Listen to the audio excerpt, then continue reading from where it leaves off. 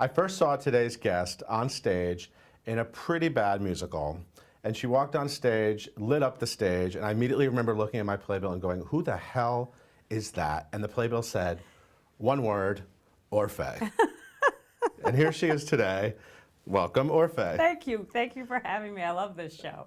Oh, thank you very much. I really do. I'm excited to be here because I watch all the interviews. I wait for them to come out, and I really, really enjoy them. So wonderful. I appreciate that. I do. So now you are actually coming from your very first performance in Love, Loss, and What I Wore off Straight Broadway. off the stage in my full, from here up in my full outfit. So, yeah. So you have a little bit of a snooky poof. I had that snooky poof in Oran Moore. Oh, you've 18 had years the snooky ago. poof since the 90s. Okay. I think I invented the snooky poof. So how did your first show go? This is a show I actually don't know that much about. I don't know much about the preparation. Yes. It's very fast, rehearsal period. I would have to say it was barely a day and a half of full rehearsal. Wow. We ran it once last night, late into the evening, and we came in today and did a matinee. I love a process like that. I've never gotten to do something like that other than going into Love Janice. We had about 4 or 5 full days of rehearsal to learn 20 songs and do the whole show. This was also a trial by fire sort of thing, and I really enjoyed it, and I was very, very nervous, and it wound up going surprisingly well, all things being considered. So one thing I do know about you from talking to you in the past is that rehearsal, you love to get in front of an audience. You really excel in front of an audience, and sometimes long rehearsal periods can be sort of I've had a lot of I've had major catastrophic rehearsal periods where people think I'm just going to get on stage and kill the show, literally. And it's just that my process, and oh God, I hate sounding like this because I sound like an actor. My process is really different. I really need an audience to explain and guide my performance because they're the other character in the show. You know where the laughs are landing. You know where the audience gets, swept away in the moment. You can't go by what's happening in the rehearsal room. You can't go by what the actors and the creatives are laughing at in the rehearsal room. Absolutely. Because it will never be what the audience laughs at, or what the audience cries over, or what the audience really gets, or what gets right past their heads. People in musical theater are not at all the same as the people in any state or in New Jersey who are going to come see the show. What they like in the room is not what the ticket buyer is. It's never going to be congruent. Insiders versus absolutely actual insiders audiences. versus people who are buying a ticket and spending the money and seeing it for the first time. Before I get in front of an audience, it's just not the same for me. And unless you know me, if it's the first time I'm working with you, or if you've not worked in a rehearsal situation with me, you probably will end up thinking I might have to fire this person because no, seriously, You've never been fired from a job. No, I have never been fired from a job. Thank God.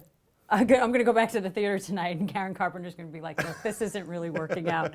So it might happen in an hour. So I want to talk more about Love, Loss, and What I Wore, but first I want to talk about Love, Loss, and What You Wore. Yes. So first let's talk about love. Let's talk about your big love in your life. My husband? Your husband. I'm assuming he's your big love. He is the greatest love of my life. And you recently celebrated your 10th anniversary, is that correct? We just a little over a month ago had our 10th year wedding anniversary. Is that amazing to you? It's amazing that it went by as quickly as it did. And when you're with the right person, and when you're truly best friends with the person that you're lucky enough to marry, it speeds by. Very lucky. Yeah. And you met when you were in Saturday Night Fever. You were the diva of Saturday Night Fever, and Andy came into the chorus, I believe, and he was an understudy. Actually, he took over for the Faces. Remember the gang of Tony's friends? Okay. They were called the Faces. And you were the big diva of the show, and you said, "That one, bring him to me." Keep saying that. Yes, I said have him bathed and perfumed and bring him to my tent. No, I'd never met him before, and he came into the show, and I know it sounds like a total BS line, but it was love at first sight. I thought I got hit by a Mack truck. I was like, oh my God, who is this guy? What was your biggest loss? The biggest loss of your life? We could be here all day. Where do you want me to? What Really? what year of my life would you like me to start with? Wow. Yeah, a lot. So you've had a lot of pain? I've had a lot of pain. I'd say one of the first great losses was certainly the absolute unraveling of my recording career, Right. which was all I ever wanted to do. I had no aspirations to, oh, I'm going to do this, then I'm going to wind up, being a movie star, and then I'm going to design handbags, and then I'm going to, okay, but to be fair, I would love to design handbags and make perfume, but, it was not about that. It was just about, I make music, I write songs, I'm a singer, I want to make records for the rest of my life. So when that came to an unexpected grinding halt, it took me years to recover. I'm still recovering from that. So that was the first great loss, Certainly my stepfather dying while I was in high school at the age of 37, that was rough, because once I got past 37, I was like, he died at 37. Right. It finally dawned on me as an adult why everyone was so aghast at the funeral. Right. You know what I mean? Like when you're a kid, when you're 13 years old, you're like, okay, all the adults are acting so strangely and you're trying to keep it together. Once I got older, I was like, he died at 37. That is horrific. Now I knew why everyone was it was such a tragedy, because you're not supposed to die at 37, of pancreatic cancer. You know what I mean? So do you think all of that loss, people kind of think of you as a real tough bitch, I think. And I don't know if that's really true, knowing you a little bit. Do you think that made you sort of a tough girl? I think that I have had to develop a very hard outer shell. But anything that has a hard outer shell has a big gooey marshmallow center. So, if I'm being honest, I am very, very sensitive. I'm very, very soft on the inside. But, listen, I also had to learn how to protect myself in every environment I've ever been in, whether it was going to public school and having to wear my chains inside my mouth every day that I walked out of school before I got to the subway. What do you mean by that? Like if you were wearing gold, oh, there was a group so you didn't get mugged. You didn't want to get mugged, so you literally took all your, crappy jewelry off, the street tips. and you would put it under your tongue, and you'd be like, hey, what's it, and get to the subway, and then you'd put your stuff back on so you could look good on the subway. So you have to develop a hard shell so you don't get your ass beat every day. Seriously, Yeah.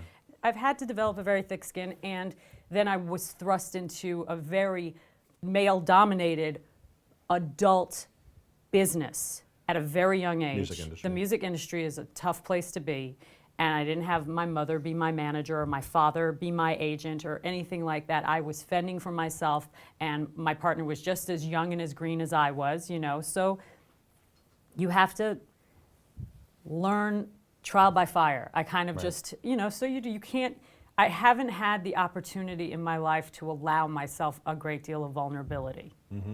So, but that doesn't mean what's going on the inside is the same, you know, so. So let's talk about what you wore. What did you wear when you made your first music video? My first music video, I wore a lot of... 'Cause I've seen photos and it's pretty amazing. It was that whole, I call it the Star Spangled Banner outfit. The bell bottoms that were slit up to here on the outside were custom made for me by my stylist at the time.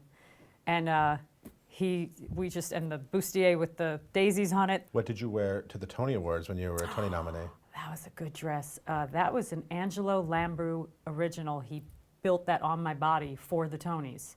And I just thought it was such a beautiful dress. What did you wear to bed last night?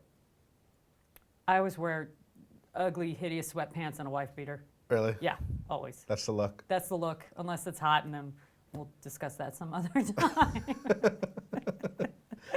So now Love, Lost, and What I Wore is obviously based on this book. Yes. And the Efron sisters Yes. collaborated on the stage production, and Daryl Roth is producing it. Yes.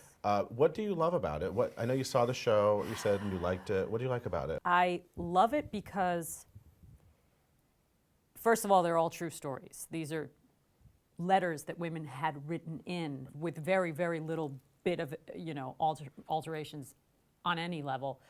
But I think that what attracted me to it is that while you're having a really good time and laughing and just, I mean, like clutching your sides laughing, some of it is, you know, you suddenly realize you've been really moved and there was a really poignant message in all of the monologues. But it doesn't beat you over the head. It kind of sneaks up on you, and once it's over, you go, you know, you kind of clutch your pearls and go, oh, wait a minute, wow, that was amazing. And I think that the subtlety of it is what really fascinated me. And you know, they always get 5 brilliant, amazing women to do this amazing work, and now I know they have had a day of rehearsal, so it's really wonderful. So do you like working with that many women, that many I chicks do in a room? I do actually Yeah. like the chick thing. I do. I enjoy working with women because they operate from a whole different place.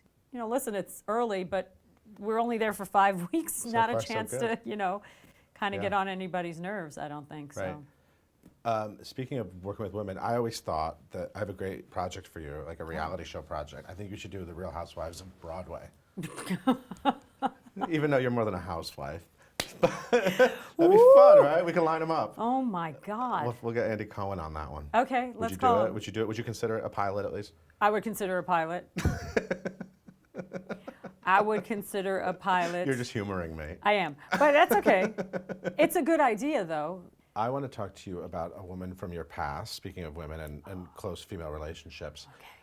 This is actually an interesting one. Not many people know about this, but you actually were a childhood, like, great friends with Chastity Bono. Yes, Who I is was. now Chaz Bono. It was Chaz Bono.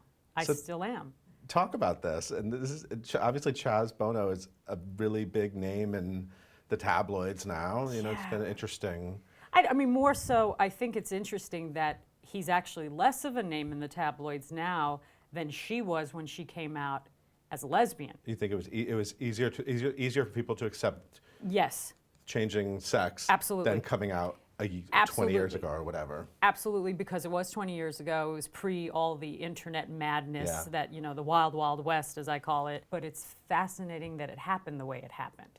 You know what I mean? That there isn't all the insane bashing going on, and she's not on the, you know, he's not on the cover of the Star like she was on the cover of Right. the Star every week. Right, It's like, yeah, okay, big deal. She's a lesbian. Who cares? Let's move on. right. You know, So what's that friendship like? it's great. What do you love about Chaz? What do I love about Chaz? Just a good-hearted, gentle soul. I think that what's great about what's happened to him is that I really feel that he's finally happy. And you have to remember, I've known Chaz for 20 some odd years. We grew up together. How I old were grew you up when you met? 13. Right, you were young. Yeah, Went to high school together. We went to high school together. Her brother Elijah is a dear friend of mine. We text each other all day, you know. And I grew up in that house with those kids. You know, that's my brother and sister, with and now Cher. my brother and brother. Yeah, and with Cher, You spent a lot of time with Cher when you were a young. lot of time, probably. So what's it like for an impressionable teenage girl to spend a lot of time with Cher? What does that do to you? You know, it affects you indelibly for life. You know, everything I know about the entertainment business, everything I know about being an entertainer, and everything I know about dealing with your fans, if I may say, I learned from her. I learned at her knee. You know, I learned about business from her. I learned about graciousness from her. I learned about gratitude. I just, everything I know about that world, this world, I learned from her. And Was it fun? Did you guys have adventures? And was it fun? we had a lot of fun, you know. I was the daughter that did like to go out and shop for makeup. You know what I mean? I was the clothes horse and the makeup junkie and the perfume junkie, and she had a perfect foil in me. You know what I mean? It was like she could just do all that stuff with me, and Chaz was happy to be like, go. I don't want to do it. So it was a lot of fun. The first movie set I was ever on was Moonstruck. Wow. You know, which led to a very long relationship with John Patrick Shanley. And I know I'm just dropping names left and right, but he started it. It's not me. I never talk about this.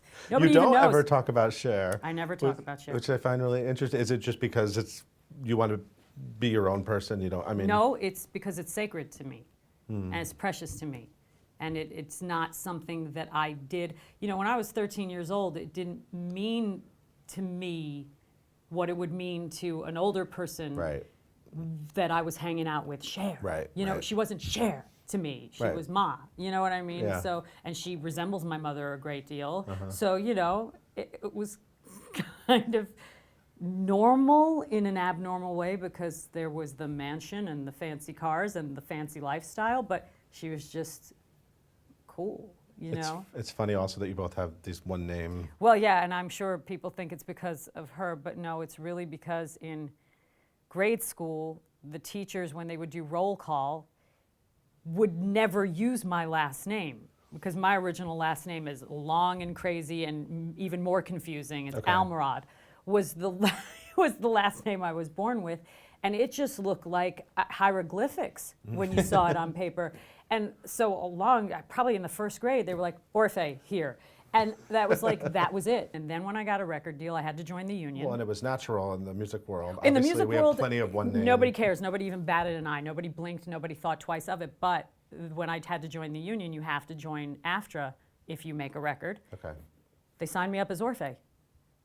That's how it happened. And then I legally went and did it for real. And that was the end of the story. Do you think in the Broadway world it's held you back? Do you think people sort of I think don't get it? Or they get so angry about it. I had a joke with Laura Bell Bundy when we got Tony nominated. I called her. I said, see, now no one can be mad at me anymore. I have 4 names now. Tony Award nominee, Orfeh. You happy? Everybody happy now?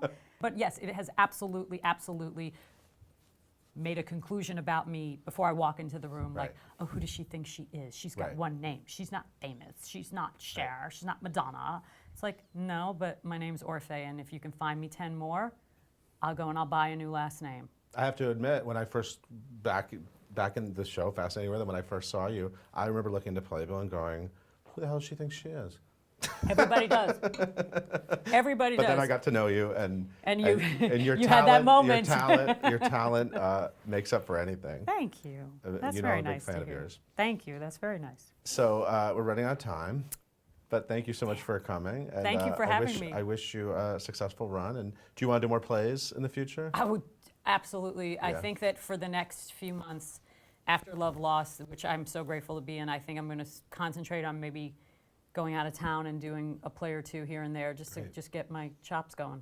Wonderful. Yeah. Well, I look forward to seeing Thank you. you. I love your show. I'm so happy to be on it and running in the company that the people you've had on the show. It's just amazing to be even in the same sentence as them. So, of course. Thank you. Thank you. Okay.